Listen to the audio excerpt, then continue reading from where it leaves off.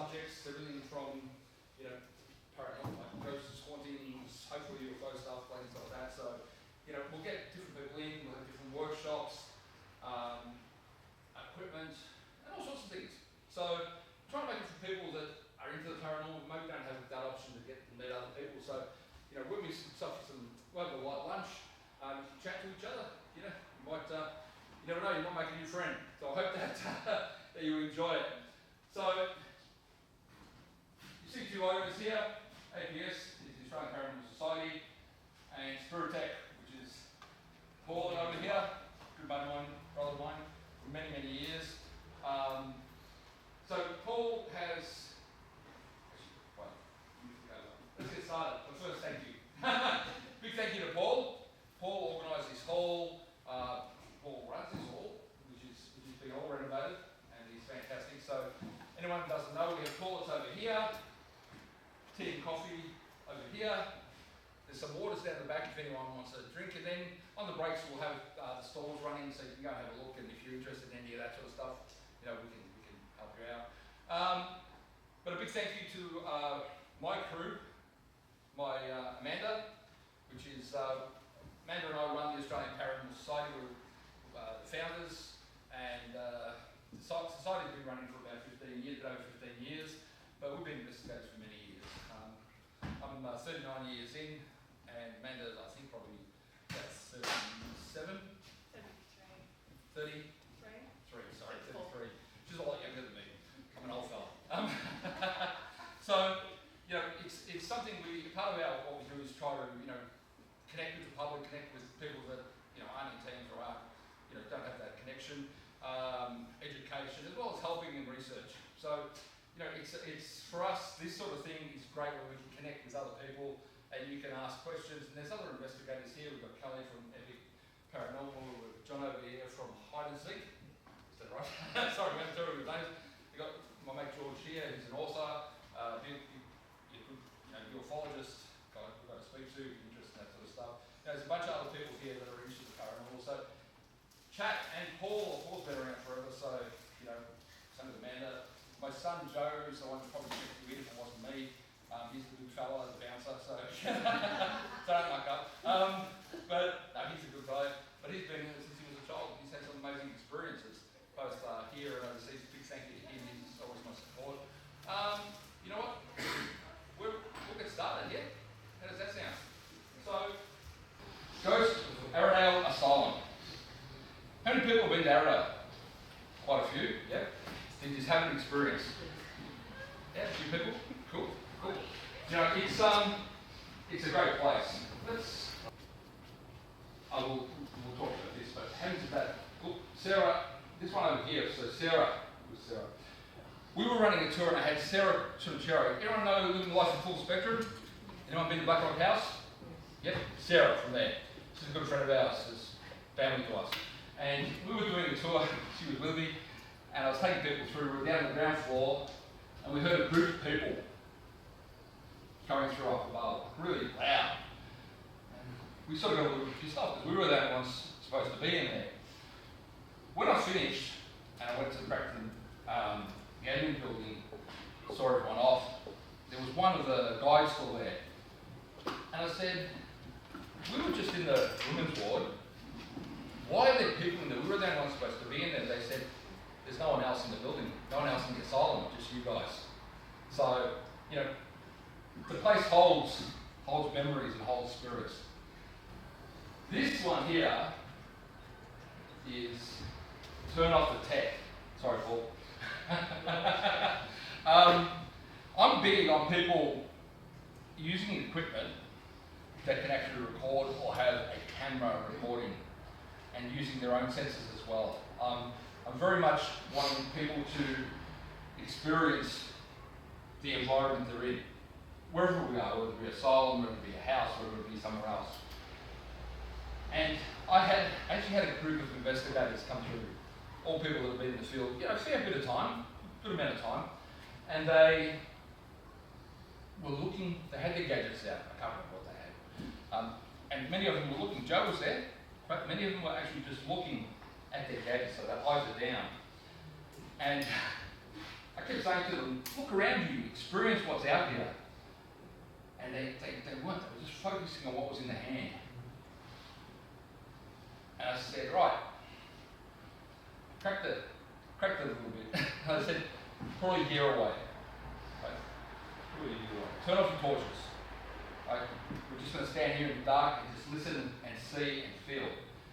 Now I had my back, this is not the exact place, but I had my back facing this, which would have been these windows. It wasn't this place, but it was one of the other wards. I was facing, so my back was facing these windows, I had the windows behind me. And they were all in front of me. And I said, right, just wait a couple minutes. And I'm standing there and I'm looking, I'm watching these guys. I'm looking at these guys and all of a sudden, like their mouths dropped open and they all looked shocked, and I could see this because there was moonlight streaming through. And I went, okay, something's happened. What the hell's happened? You know, what's this? What is this? Like, you know, what's happening? And I said, well, guys, obviously something's happened. What's going on? They all had seen a patient in an old patient's outfit walk just behind me, across 3 windows. And, you know, for me, I went, yeah, well, you wouldn't have seen that if you were on your equipment. Okay? And to this day, I can't, it was like I still believe that the spirits were working with me. Yeah. So, you know, it's everyone, it's like a rite of passage. Usually anyone that goes out of the group, at least 1 or 2 jump on and have a go. Okay? Now I'm going to get Mandy to come up here. We're going to talk about this tree here. Okay, just something quick. Just go. Yeah.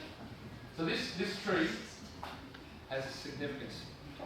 As we used to stay there, and I had a dream that there were all these body parts in the peppercorn tree.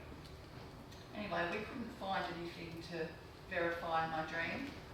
About 10 years later, I'm on the phone to Erie Nate, and I said, Nate, I want to talk to you about a dream I had about body parts in the peppercorn tree. And he goes, how could you have known that?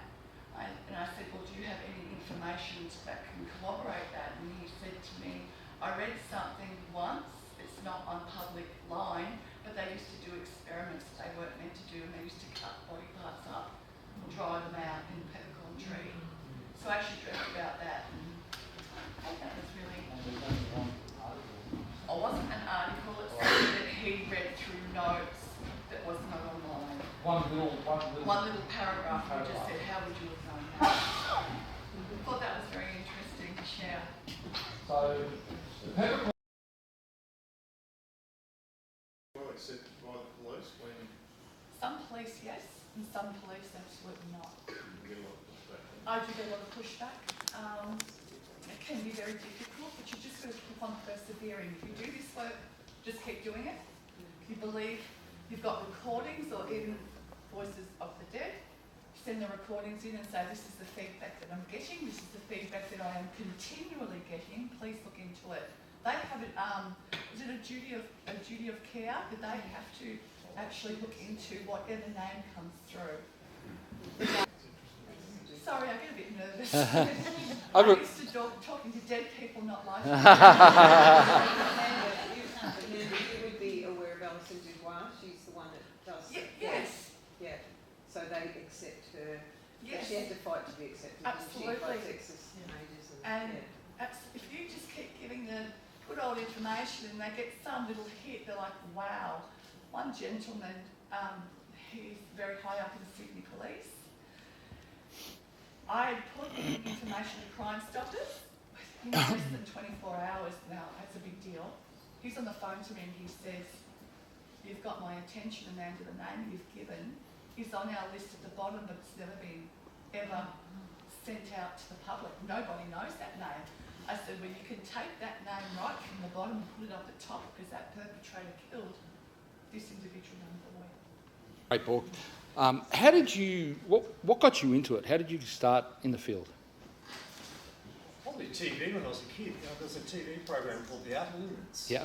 And there was a different alien on TV every week. Yes. And I wanted to watch it, and my sisters had no interest. So there was always an argument every week, what are we going to, can I watch this? No, we're watching something else. Yes. So I got to see every second episode of the Nice. series. Gee, I was in primary school then. Yeah. And you know, you get UFO reports come out in the papers, and Yep. they talk about these mystery things flying around, and, Yep. and the TV programs, the science fiction TV shows, did a lot of linking for us. Yep. So we associated flying saucers with little aliens and stuff because that came through in the media, Yes. so it didn't seem strange or anything to us. you Yep. know. And then there's the Westall case happened in '66. That was when the Outer Limits was on TV. He's got a very interesting one too, yeah. George, this could be a question for the whole panel. It's pretty out there, right? So when we go on investigations, we always think that we're connecting to earthbound spirits. Yes? Have you ever, people or anyone here, connected to someone outside an alien spirit? I always see greys all the time. Really?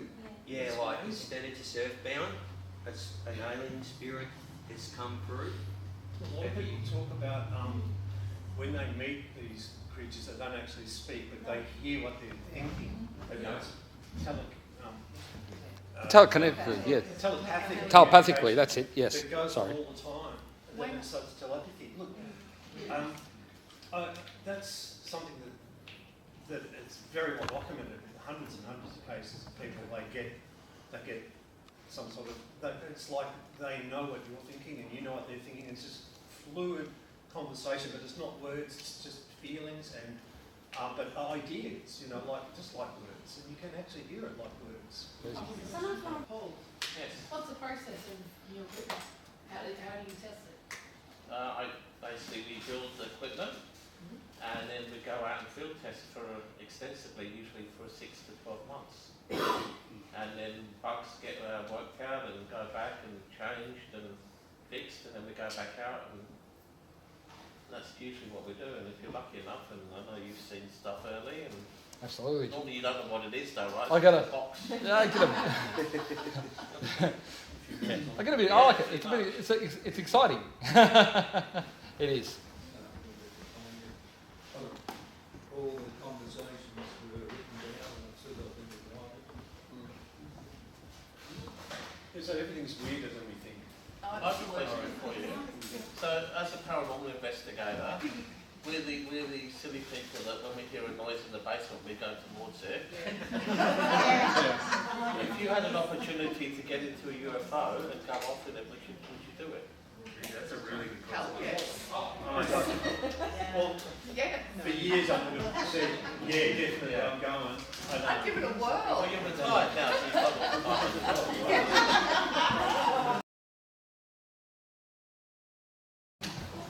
Mr. Clifford over here, I'm going to hand over to Mr. Clifford and we'll let him loose on you. Sure, thank you. Thank you. Right, so, just up here now, this is not a sales pitch. Sales pitch is down that end, okay? What I'm talking about is my way, I suppose, how I use the equipment, how I detect and what I do about it, and why this has all been made. It's from that perspective of things. And again, going back to when I started investigating, I didn't have anything. I just had my arms and the hairs on my arms. And that works fantastic most of the time. But then as I got further into it, my first two tools was K2 and the Ghost Leader Pro, which I still have, and it's very old and you can't get them anymore. And it should be in the museum, but I've still got it. So I'm not going to talk about this because I think you all know these. The only difference is I've got mine modded with sound just for video. Pods, that's an important one. It's good that that went off actually. So that REM pod down there was really popular. We sold tons of them. But I still wanted to do better. And I don't want a device, as an investigator, I don't want to use a device that does one thing anymore. Because when you're carrying one thing, you've got 20 things to do one thing. And then all of a sudden you've got a big coat and heavy and loaded pockets and you break things. So I worked with my engineer Jonathan, who's an extremely intelligent person, and I gave him all the ideas of what I wanted the device to do, and how I wanted it to work in the field, and to come up with some solutions for me. And this is what we worked on. And this one, when it came up, when we had it ready, and I've got my field test unit down there actually, I'll just grab it quickly. The field testing equipment, it looks pretty damn ugly, doesn't it? Yeah. We're not giving anything away really, but I'll pass it, if you have a look, I'll pass it along. You can see inside it. And what we were trying to achieve here is, we wanted something that works really accurately, doesn't give false positives, and something that's really, really reliable when you're investigating. And that's what I wanted to do with the device, and we achieved that with this. And why? Because again, you need quality stuff when you're investigating. There's too much, I suppose, cheap crap from China is number one. There's cat balls that are designed to go off deliberately. You've got to make sure you know things like that we don't have as well. And you want your information to be accurate. Yeah, we got that on video, so that was happening a hell of a lot too. So we were using that. And there was something else. What else do I want to do as an investigator? I'm always thinking years ahead. What am I want to do in 3 years' time? So I was already thinking about a device, and we've all seen these in the field, music boxes, right? But I didn't want a music box, it was just a music box, and I know you've seen that. We saw it field tested. So it's just, music boxes are great, but there's a lot of limitations on them. So I spoke to a lot of people. I spoke to Bill and Mandy, I spoke to Ragnar, Blackrock, Kelly, other people. What don't you like about your music box? And what do you want it to do? So we take those sort of things into consideration, and this was built. But this was built, this only came out 2 months ago now, I think. And this was a couple of years ago. But when we've done this design, this was thought of, because we wanted to make the music box work with many devices. So at the moment, music boxes, you put them down, you turn them on, and the infrared sensor will pick up movement, and it will play. Works, right? Music box. But your normal music box has got one tune. What if you're in Fleet Street Station in a ballroom? What do you want then? You want something like chamber music or ballroom music? You want to be able to change your music. You can. Now, and that's something I really, really wanted. You can change your music 6 different tracks per card. So if I'm investigating something like a World War II site, I have a broadcast on here. I'll just get it up. That one. I don't know if you can hear that.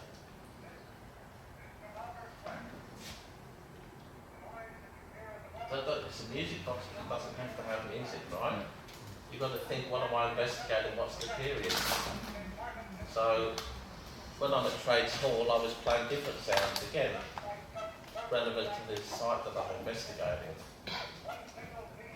So that's why we did this.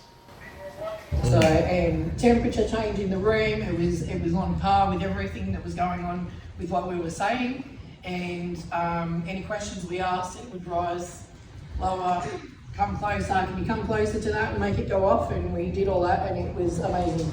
So it did everything that it was built to do. Well, it's basically a year and a half of field testing. So when we put something like this, when we're ready to put it to market, and we can change it. So if we're going into a church, we can have pipe organ or church music or hymns. We're going into a hospital. Tell them what that is they're listening to. Tell them what that is they're listening to. Sorry? Tell them what that is they're listening to. Oh, that's a World War II radio broadcast from London, of the Nazi planes coming and bombing London, for instance.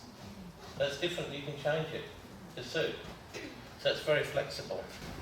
Which I've built a big table, but it has an accessory table. All right. No, no,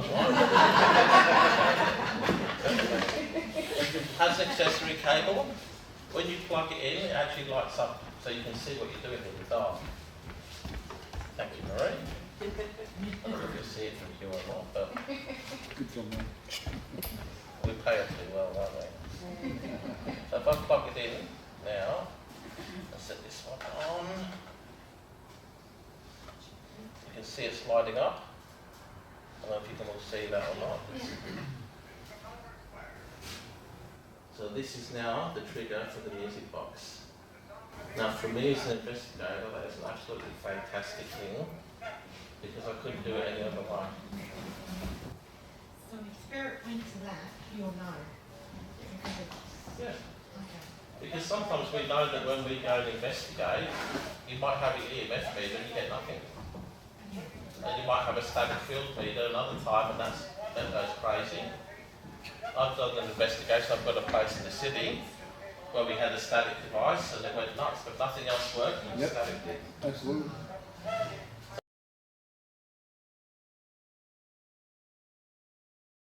All right, guys, we'll make a start. We've got about, this is sort of like going to be a real quick walk at, right. So what happens is Amanda, when she does her cold cases, she obviously receives information, whether it be, you know, a case through, you know, through spirit or through the police or through someone else or something else. And what she does, what do you do? And what she does is she then directs, so she does her sessions and she directs them through a box, we call it G box, but it uses sound banks. It has no radios, no nothing attached to it, simply sound banks. And some of the information she gets.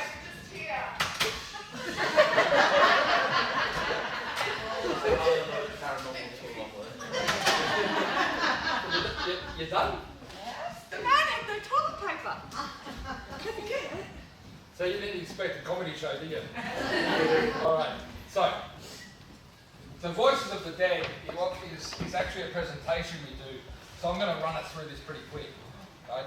Just to give you an idea. To give you an idea, it goes for about an hour and a half, normally the presentation. Susie, you come to one at our house, didn't you? At we got a little studio there, we run small We've got groups. heaps of new recordings that we've got to share. Yeah, which I have to add on, but we'll play the ones we've got here. So I'm going to go through all quick. We talk about the history. I'm not going to play my ones, I'll just play. I say my ones, the ones I'm talking about are, like these ones here are not captured through Amanda, but Amanda's. Oh, actually, I will play that one. Just play that one. Right. This is what we believe that the louder we are, the more we penetrate dimensions. And we did an experiment in, It was in Fairfield, just outside of Gettysburg. I'll play the whole session, right? It actually goes for a little bit, but. It's Bill's one. Did anyone come to the King Brothers? I know you guys in the back did, but anyway, for example, when they did the investigation, say Kilmore, they're quite loud, right? So I had Brad with me and myself, and there was a group of people, and we were at this Fairfield Inn, which was actually a house during the Civil War, and the Confederates dumped a dead and dying there. So it's a pretty fine place. It's where we were staying. Now you'll hear Brad. We're going to do what we call a shout out, and then you'll hear a voice. But the second one will let you listen to what it actually says properly. All right. Oh, sorry. 1, 2, 3.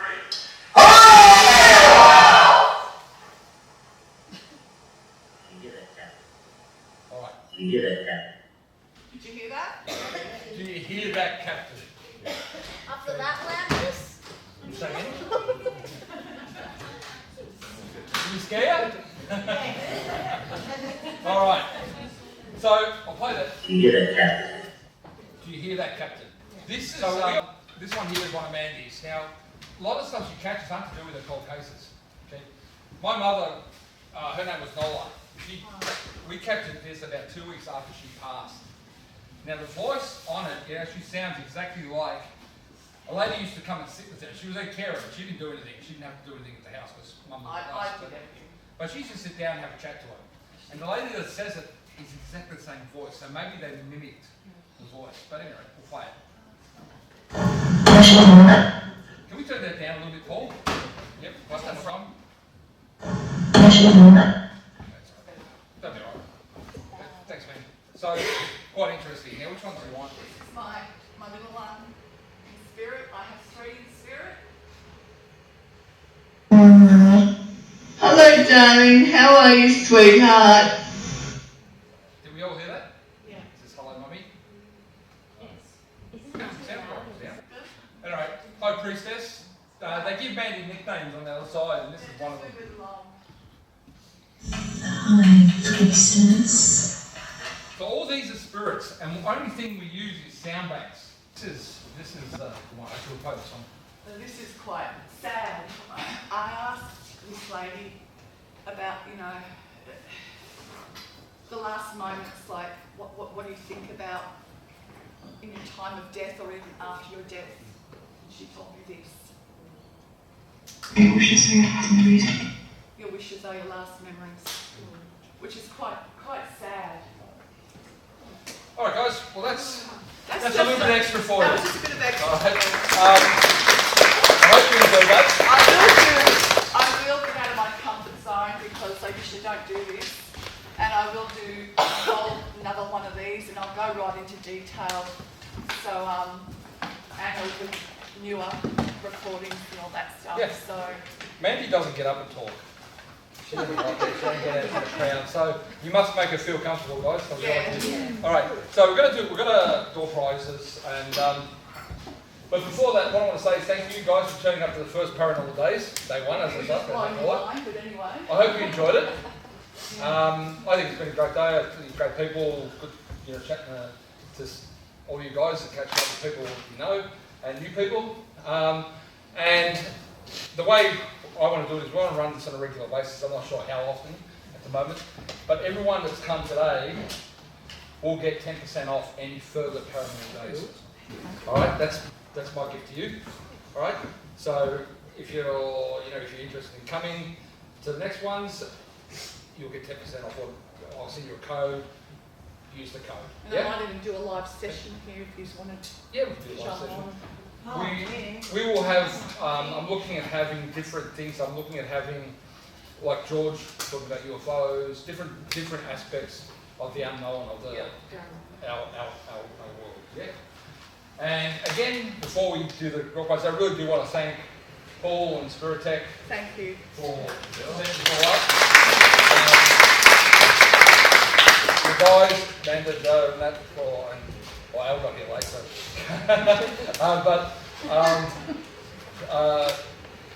For supporting me and all my crazy adventures. You know what? It's this sort of thing. It's really great. We've got good people from different teams, from different people that are disinterested, people that have never done anything before, that sort of stuff to come and check it out. So I'll have to see you all again. But before we finish, let's do a door prize. All right, guys. So again, I want to thank you all. Thank you all, everybody. You guys have been absolutely awesome. Thanks. And I hope to see you all again. Guys, take care. And